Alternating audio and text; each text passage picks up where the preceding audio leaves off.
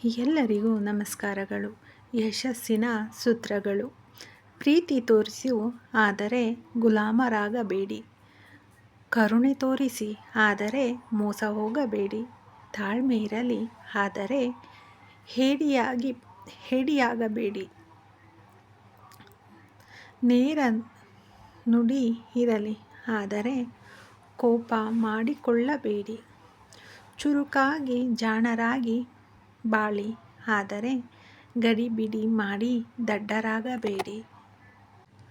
ದಾನ ಧರ್ಮ ಮಾಡಿ ಆದರೆ ಇರುವುದನ್ನು ಕಳೆದುಕೊಳ್ಳಬೇಡಿ. ಹಣ ಆಸ್ತಿಯನ್ನು ಸಂಪಾದನೆ ಮಾಡಿ ಆದರೆ ದುರಾಸೆ ಪಡಬೇಡಿ. ಧೀರರಾಗಿ ಶೂರರಾಗಿ ಬಾಳಿ ಆದರೆ ದುಷ್ಟರಾಗಿ ದುರಹಂಕಾರಿಯಾಗಿ ಬಾಳಬೇಡಿ. ದುಡಿಮೆಯನ್ನು ನಂಬಿ ಆದರೆ ದೇವರನ್ನು ಮರೆಯಬೇಡಿ.